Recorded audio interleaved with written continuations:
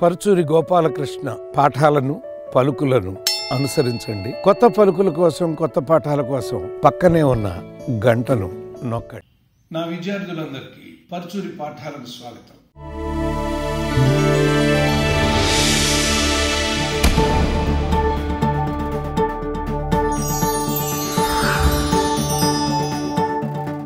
ఈ రోజున నితిన్ భీష్మ చిన్న పాయింట్ అండి. ఎవరో తెలియని వాళ్ళని కాపాడేవాడు ఎవరో తెలిసిన వాళ్ళని ఎంత జాగ్రత్తగా కాపాడుకుంటాడు అనే కథాబీజం మీద ఈ కథ రాయటం జరిగింది. అయితే ఈ కథాబీజాన్ని ఈయన దాచుకున్నాడు.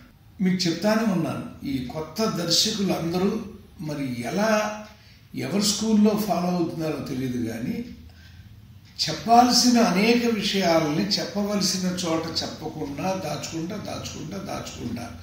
నేను మీకు చెప్పాను, నేనంటే నేనేలో కూడా ఒక కథాబీజం ఉంది. యాక్చువల్గా దీనికి మరో కథాబీజం మనం సినిమా చూస్తా అంటే మనకు అర్థమైనటువంటి కథాబీజం ఏంటంటే, ఒక భీష్మ అనేటువంటి ఆర్గానిక్ ఫామ్ ఆయన CEO గారు, ఆయన అధినేత, దానికి కొత్త CEOని పెట్టాలని వెతుక్కుంటూ దాన్ని కాపాడగలిగిన వాడు ఎవడని ఒక కుర్రాడిని పెట్టి 30 రోజులు ఇతను మీరు చూడండి, అప్పుడు మీలో ఎవరైనా సరే ఇతను పనికిరాడు అని అంటే నేను తీసేస్తాను అని చెప్పి అతను పనికొచ్చాడు, దాంట్లోకి వచ్చాడు అనేటువంటిది ఒక కథావస్తువు. ఈ కథావస్తువుని కథావస్తువులాగా చెప్పకుండా రకరకాల చీటింగ్ స్క్రీన్ ప్లేలు, దాగుడు మూతలు అన్నీ ఆడుకుంటూ చెప్పుకుంటూ వచ్చాడు ఈ డైరెక్టర్. యాక్చువల్గా ఆ పాత్రని ఒక విచిత్రంగా తీసుకొచ్చాడండి, హీరో పాత్రని. తను డిగ్రీ కూడా పాస్ అవ్వలేకపోయాడు, కానీ ఆ సమయంలో ఎవరో ఒకళ్ళు తనకి దొరికితే వాళ్ళని పెళ్లి చేసుకుందాం అనుకుంటున్న ఆలోచనలో గీత గోవిందం ఒక లైన్ గుర్తొచ్చిందండి. గీత గోవిందంలో కూడా ముందు ఒక అమ్మాయిని చూస్తాడు అతను హీరో, ఆ తర్వాత ఒక అమ్మాయితో వెళ్తాడు, ఇదే అమ్మాయి అనుకుంటా హీరోయిన్. ఆ అమ్మాయి కూడా చివరిదాకా ఆ అమ్మాయి అతన్ని హేట్ చేసేలాగా తీసుకెళ్ళి చివరిలో కనెక్ట్ చేయటం. ఇది ఈ పిల్లలు ఏం చేస్తున్నారంటే, నిన్న బాగా ఆడిన గుర్తొస్తున్న సినిమాల పద్ధతిలో వెళ్ళనివ్వకుండా స్క్రీన్ ప్లేలు వేసుకుంటే ఇంకా బెటర్ స్క్రీన్ ప్లేలు వాళ్ళని కాపాడుతాయి అనేటువంటిది ఒక పాయింట్ చెప్పదలుచుకున్నాను. రెండోది ఏంటంటే, సరదాగా కొన్ని పదాలు IAS అంటే చీట్ చేశాడు. మొట్టమొదటి తన IAS అంటే నేను సింగిల్ పర్సన్ని అని చెప్పేశాడు. మళ్ళీ తర్వాత ఐఎమ్ సింగిల్ పర్సన్ అని. అలాగే ACP అని ఒక అబద్ధం చెప్పించేశాడు. అంటే చీట్ చేస్తున్నాడు హీరో. ఓకే, హీరో చీట్ చేస్తా వెళ్ళటంలో తప్పేం లేదండి, అలా చీట్ చేసుకుంటా సరదాగా కనెక్ట్ అవటంలో ఆ తప్పేం లేదు. అయితే ఏం చేశాడంటే, ACPని అని ACP కూతురికే అబద్ధం చెప్పేసి అయినా కూడా అమ్మాయి అతన్ని ఇష్టపడుతుంది అనేటువంటి పాయింట్కి తీసుకెళ్ళాడు. అంతవరకు చాలా పద్ధతిగా తీసుకువెళ్ళిన తర్వాత ఆ తర్వాత ఇంటర్వల్ పాయింట్ దగ్గరికి వచ్చేసరికి ముందు చూడగానే థ్రిల్లింగ్ ఇంటర్వల్ అనుకుంటాను, కానీ అది చీటింగ్ ఇంటర్వల్. అంటే అబద్ధం చెప్పి బిడ్డను కాపాడుకుంటున్నాడు నరేష్ గారు అక్కడ. మీకు ఒకసారి నేను చెప్పాను, మన పౌర్ణమిలో మీ ఆవిడ వచ్చింది అని తనికెళ్ళ భరణి ప్రభాస్తో అంటే ఇంటర్వల్ వద్దు, తప్పది, ఆ తర్వాత మనం వెంటనే మీరు ఓపెన్ చేస్తే సెకండ్ హాఫ్ ఓపెన్ అవ్వగానే ఎలాగో అవ్వబోతాను కదా అందుకని అన్నాను రా అంటాడు ఆయన. అంటే ఆడియన్స్ని ఎంతూజియాస్టిక్గా లోపలికి ఉత్సుకతతో పరిగెత్తుకొచ్చేట్టుగా చేసి ఇంతే అని తీసేస్తే డిసప్పాయింట్ అవుతారు. అలాగే ఇది కూడా అలా అవ్వాలి, కానీ అవలా. చాలా తెలివితేటలతో ఏం చేశాడంటే, ఇది అబద్ధం అని అన్నా కూడా దీన్ని వేయకుండా వరుసనే అక్కడ ఏం చేశాడంటే, ఇతను ఆడిన అబద్ధం మూలంగా ఏ హీరోయిన్ అయితే అతను డిగ్రీ కూడా పాస్ అవ్వలేదని తెలిసి తను కంపెనీలో చాలా అద్భుతమైన పొజిషన్లో ఉన్నారని తెలిసి కూడా ఇష్టపడిందో ఆ హీరోయిన్ దొరకదు. రెండు, ఈ నిజం తెలిస్తే ఆ ACP వీడిని చంపేస్తాడేమో అనేటువంటి ఒక భయాన్ని కూడా కంటిన్యూ చేశారు. కాబట్టి చీటింగ్ అయినా కూడా అది అక్కడ బ్రతికేసిందండి, ఆ అంశం బ్రతికింది. అలా ఆ తర్వాత అతను ఎలా నిలదొక్కుని ఆ సంస్థకు CEO అయ్యాడు అనేది కాపాడారు. బట్ లాస్ట్ షాట్ కూడా కామెడీగా చేసుకున్నాడండి. ఆ ఏసీపీకి తప్ప అందరికీ అతను మనోడు కాదని తెలుసు. ఏసీపీ అప్పుడు కూడా ఆయన మనోడని అనుకుంటున్నాడని నవ్వులాటగా చూపించారు మనకి. అయితే దీంట్లో 11th అవర్లో ఏంటంటేనండి, ముందు నితిన్ని ఆలో చూసి మైండ్ బ్లోయింగ్ పెర్ఫార్మెన్స్. అంటే త్రివిక్రమ్ శ్రీనివాస్ అతన్ని అలా అద్భుతంగా మౌల్డ్ చేసుకొచ్చాడు. ఇతను కూడా ఈ వెంకీ కుటుంబం కూడా అంత జాగ్రత్తగా మౌల్డ్ చేసుకొచ్చాడు. అయితే అందులో ఉన్న అవకాశాలు ఇందులో దొరకల. ఎందుకని? ఆలో అతనిది త్యాగం. అంటే వాళ్ళ కుటుంబం నష్టపోయింది అక్కడ. ఆ నష్టపోయిన కుటుంబాన్ని చూసుకుంటూ ఎలా ఎదుగుతున్నాడు అనగానే మనకు తెలియని సానుభూతి ఆ పాత్ర మీద ఉంటుంది. కానీ ఇక్కడ ఇతను డిగ్రీ తప్పి అబద్ధాలు ఆడుతున్నాడు అనేసరికి ముందు మనకు సానుభూతి రాలా. అందుకని డైరెక్టర్ చాలా ఇబ్బందులు పడి కొన్ని దాచుకుంటా, కొన్ని ఇది చేసుకుంటా, ఇన్ని చెప్పుకుంటా రావాల్సి వచ్చిందండి. మనకి ఇంటర్వెల్లోనే మనవడని చెప్పి బయటికి పంపించి లోపల పరిగెత్తుకొచ్చి ఇప్పుడు 8,000 కోట్లకి హీరో అధిపతి అయిపోతున్నాడు అనుకునేసరికి అబద్ధం చెప్పారు అనే నిజాన్ని చెప్పేశారు. అయితే అలా వెళ్తున్నటువంటి పద్ధతిలో ఇతను ఒక మీటింగ్లో కూర్చున్నప్పుడు సడన్గా ఆర్గానిక్ దీని మీద అద్భుతంగా మాట్లాడతాడు విలన్కి అగెనిస్ట్గా. ఇది నేను మరి రచయితగా నేను ప్రెడిక్ట్ చేశానండి. ఏంటంటే లాజిక్ విత్ మీ అని ఉంటుంది ఒక సినిమాలో, హాలీవుడ్ సినిమాలో.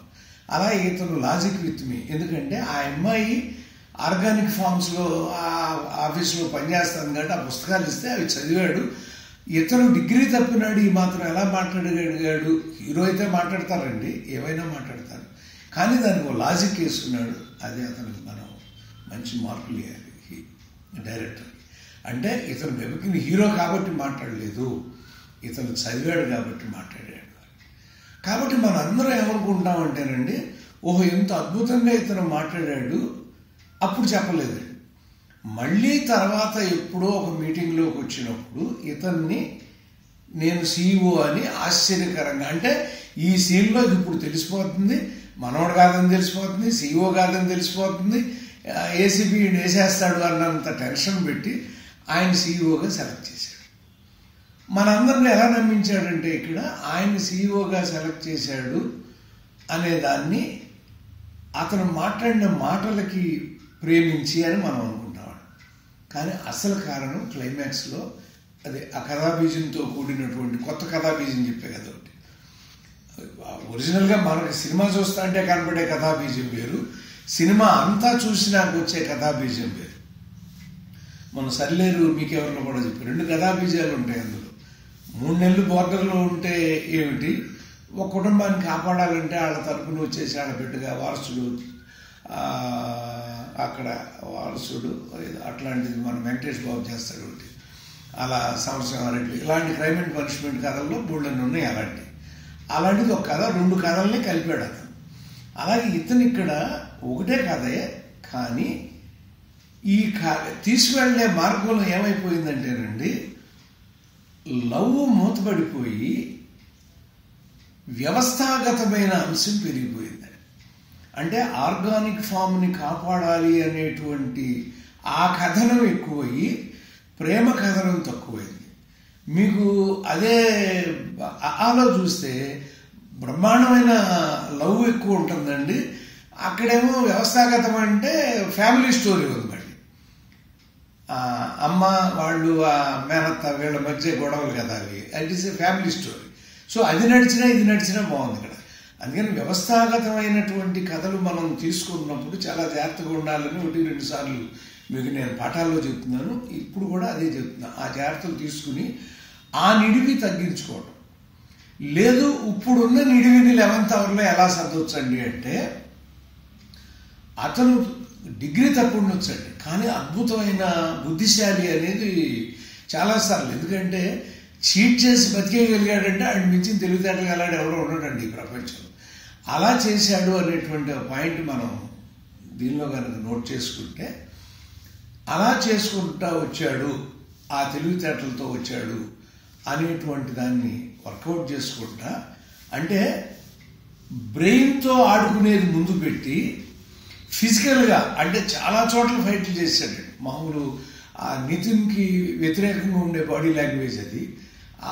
మామూలుగా ఎన్టీఆర్, రామ్ చరణ్, బన్నీ వీళ్ళతో ఉండే ఆర్డరే వేసుకొచ్చాడు ఈ పిల్లాడు నితిన్ కూడా. అలా కొట్టుకుంటూ వచ్చాడు. అలా కొట్టుకుంటూ వచ్చినటువంటి పిల్లాడు సడన్గా చివరికి వచ్చేసరికి బ్రెయిన్ గేమ్ ఆడటం మొదలెట్టాడు. అంటే బ్రెయిన్తో గెలవటం మొదలెట్టాడు. ఇది చల్లబడిపోతుందండి. అంటే మాస్ అప్పుడు దాకా రెచ్చిపోయి ఉంటారు. క్లాసు బాగానే ఉంటుంది కానీ చివరికి వచ్చేసరికి మాస్కి అది నచ్చదు. కాబట్టి ఇతను ఈ బ్రెయిన్ గేమ్ ముందు తీసుకెళ్ళి ఏదైతే ఆ పల్లెటూరులోకి వెళ్ళి పెద్ద ఫైట్ చేశాడో అది గనక, అంటే ఊరికే చెప్తున్నానండి, 11th అవర్లో దాన్ని గనక క్లైమాక్స్కి తెచ్చుకోగలిగి ఉంటే అంటే ప్రాణాలకు తెగించి ఆ ఫామ్ని కాపాడాడు అక్కడ అనేది. ఇక్కడ ప్రాణాలు కాదండి, ఓన్లీ బ్రెయిన్. ఈ సంస్థను ఎలా కాపాడాడు, ఆ సంస్థను ఎలా రూయిన్ చేశాడనే దీనిలో తీసుకెళ్తూ ఒక కేంద్ర మంత్రిని కూడా అతను ఏదో కొంచెం గదిలో ఉంటే చూడటం, అవన్నీ వాళ్ళ స్థాయిని తక్కువ చేస్తారు. నిజంగా ఒప్పించినా తప్పేం లేదండి. ఎందుకంటే ఒక కేంద్ర మంత్రి అలా ఉండి భయపడే నిజం చెప్పాల్సిన అవసరమే లేదు.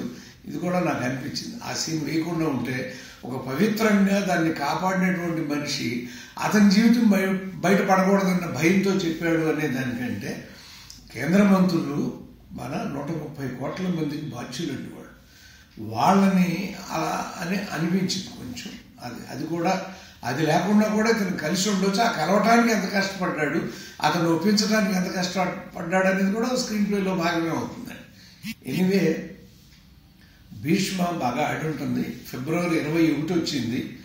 ఒక 4వ వారానికి వచ్చేసరికి బాగా భయంకరంగా ఈ కరోనా ఎఫెక్ట్ దీనికి కూడా తగిలి మరి అన్న తేడా వచ్చిందేమో కానీ బట్ సినిమాగా మాత్రం మంచి సినిమా అండి. ఈ 11th అవర్లు మార్పులు కనుక అంటే ముందుకు బ్రెయిన్ గేము, వెనకాల ఫిజికల్ గేము అంటే ఫైట్ ఇట్లా అలా కనుక తీసుకొస్తూ కొంత మరీ అదే కథ ఆర్గానిక్ ఫార్మ్స్ని కాపాడాలి అనే దాని బదులు ఇతని ప్రేమలో కూడా కొంచెం డెవలప్, ఇంకొంచెం 4 మంచి సీన్లు కనుక వేసుకోగలిగి ఉంటే అది చాలా అద్భుతంగా ఉండేది అనుకుంటున్నాను. ఎందుకంటే చివరి బ్రెయిన్ గేమ్ మొదలైనాక ఆల్ క్యారెక్టర్స్ డెడ్ అయిపోయినాయండి. హీరో విలన్ ఆడుకుంటూ వెళ్ళిపోయారు. అప్పుడు దాకా సజీవంగా వచ్చిన పాత్రలన్నీ నిద్రపోయిన ఫీలింగ్ వచ్చింది. ఎనివే సినిమా బాగుంది. భీష్మ వెంకీ కుటుంబాలకి, నిర్మాతలకి అందరికీ కూడా శుభాకాంక్షలు తెలియజేస్తూ నమస్కారం.